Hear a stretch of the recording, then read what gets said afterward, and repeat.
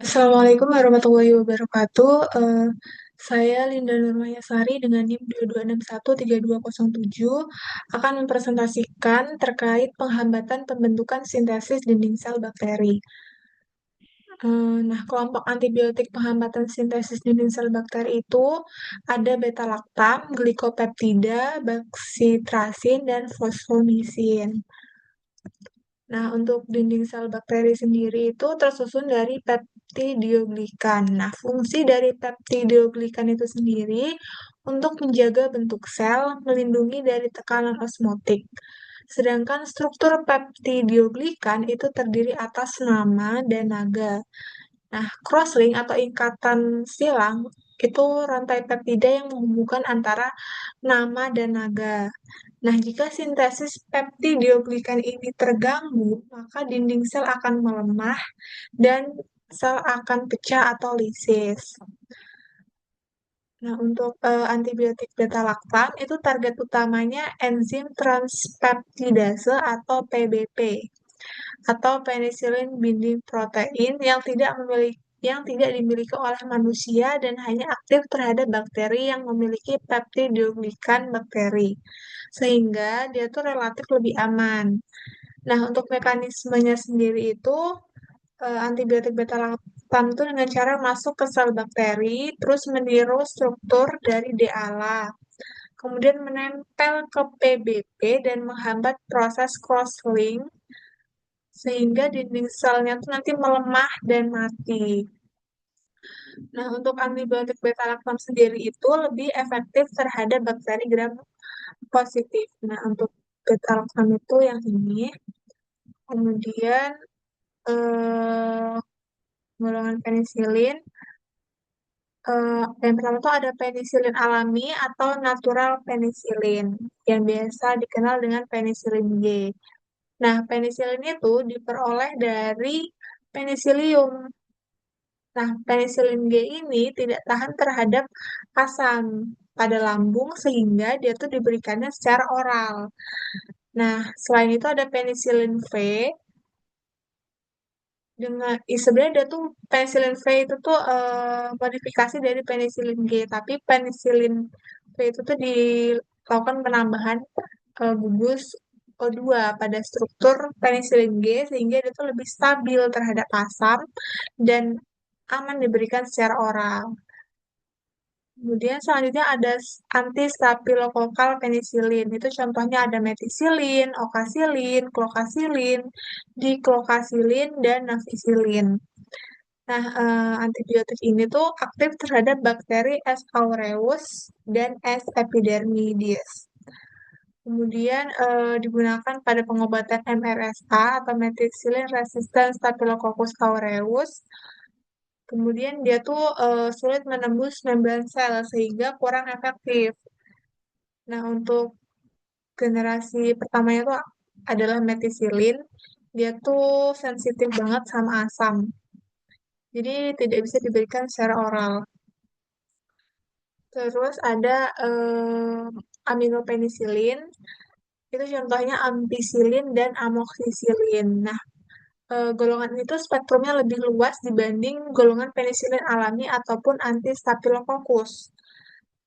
Nah, aminopenisilin ini dapat digunakan pada bakteri gram positif dan gram negatif, tapi dia lebih kuat ke gram positif.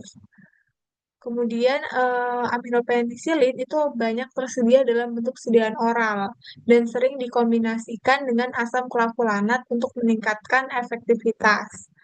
Kemudian penisilin golongan selanjutnya itu ada anti-pseudomonal penisilin. Contoh obatnya itu ada piperacillin dan ticarcillin.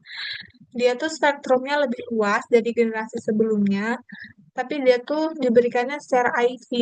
Nah, dia juga tuh lebih efektif dibanding aminopenisilin.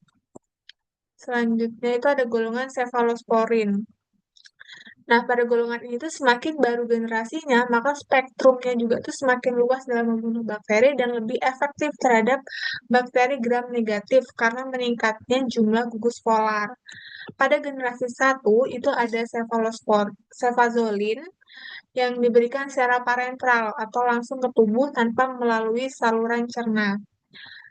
Yang kedua ada cefadroxil yang diberikan secara oral, terus ada cefalotin. Generasi keduanya itu ada cefaclor, cefamandol, cefoxitin, dan cefuroxim. Untuk generasi ketiganya itu ada ceftriaxone, safoperazone, ceftazidime, yang dapat menembus sawar darah otak, sehingga digunakan untuk meningitis. Terus ada cefotaxim dan cefixim yang diberikan secara oral. Terus cephalosporin generasi 4 itu ada cefepim dan cefipiron. Generasi kelimanya ada ceftarolin dan ceftazolizid. Selanjutnya golongan carbapenem. Carbapenem itu memiliki toksisitas yang sangat rendah. Contoh obatnya itu ada imipenem yang harus dikombinasikan dengan cilastin. Selanjutnya ada meropenem, doripenem, ertapenem, azotreonam. Nah, azotreonam ini sangat efektif terhadap bakteri gram negatif. Nah, untuk kombinasi dari obat-obatan beta-laktam, itu ada ampicillin yang dikombinasikan dengan sulbactam, terus ada amoxicillin yang dikombinasikan dengan clavulanat, terus ada piperacillin yang dikombinasikan dengan tazobactam, dan ticarcillin yang dikombinasikan dengan clavulanat. Kemudian golongan glikopeptida. Nah, mekanisme dari glikopeptida sendiri itu menghambat sintesis dinding sel bakteri dengan pengikatan ke ujung DNA dari peptidoglikan dalam sel yang sudah tumbuh. Terus, glikopeptida juga bersifat bakterisida terhadap bakteri aerobik gram positif dan tidak efektif terhadap bakteri gram negatif. Contoh obatnya sendiri itu ada vancomycin. Vancomycin itu banyak tersedia dalam sediaan IV. Kemudian vancomycin itu dieliminasi ke seluruhnya melalui filtrasi glomerulus dengan waktu paruhnya tuh 8 jam dan dapat digunakan untuk pengobatan atau profilaksis pada prosedur bedah MRSA atau MRSE dan dapat digunakan sebagai alternatif bagi pasien dengan alergi penisilin. Untuk efek obatnya sendiri itu biasanya berupa demam, ruam, trombolitis pada area injeksi atau suntikan. Kemudian ada ototoksisitas, nefrotoksisitas itu ketika darahnya cukup tinggi. Kemudian pada pemberian rapid infusion itu juga dapat menyebabkan hipotensi, Redman syndrome atau Redneck syndrome. Kemudian contoh obat lainnya tuh ada teicoplanin. Nah, teicoplanin itu digunakan untuk pengobatan osteomyelitis dengan dosisnya tuh 400 sampai 800 mg atau 6 sampai 12 mg per kilogram setiap 12 jam. Kemudian dapat digunakan untuk septic arthritis dengan dosisnya 800 mg atau 12 mg per kilogram secara intravenous setiap 12 jam dan dapat digunakan untuk pengobatan bakteremia atau septicemia atau sepsis.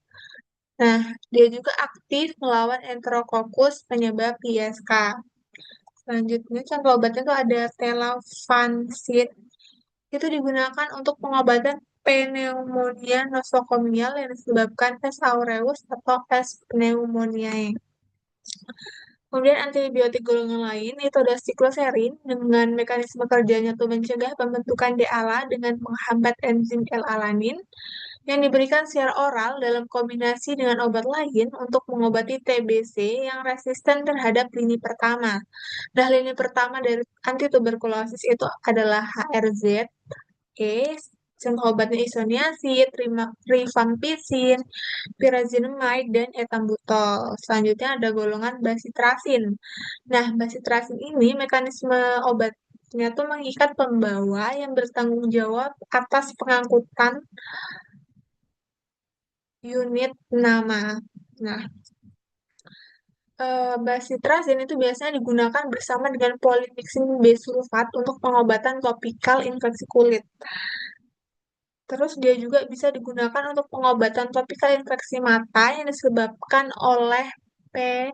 aeruginosa. Nah, basitracin juga biasanya tuh dikombinasikan dengan neomycin untuk pengobatan topikal infeksi kulit. Kemudian ada golongan fosfomisin dengan mekanisme kerjanya tuh dia tuh suatu senyawa bakterisida yang menghambat biogenesis dinding sel bakteri dengan menonaktifkan enzim.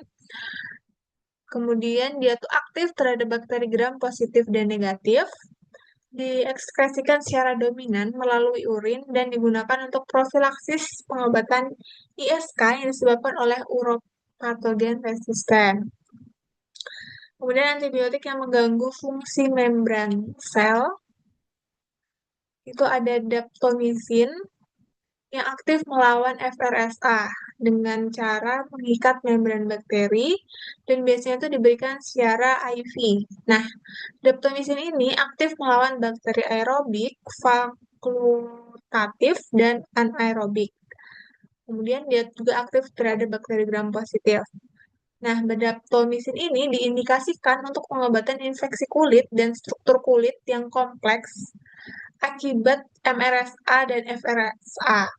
Kemudian akibat Streptococcus, hemolitik, dan Evacalis. Terus golongan lainnya tuh ada valinomycin, gramikidin, dan polimixin. Nah, polimixin itu ada contoh obatnya lagi yaitu polimixin B dan E atau colistin. Selanjutnya, mungkin ini sekedar tambahan aja. Jadi bakterisida itu artinya membunuh bakteri secara langsung, sedangkan bakteriostatik itu tuh memiliki makna menghambat pertumbuhan dan perkembangbiakan bakteri. Mungkin cukup sekian dari saya, kurang lebihnya mohon maaf. Wassalamualaikum warahmatullahi wabarakatuh.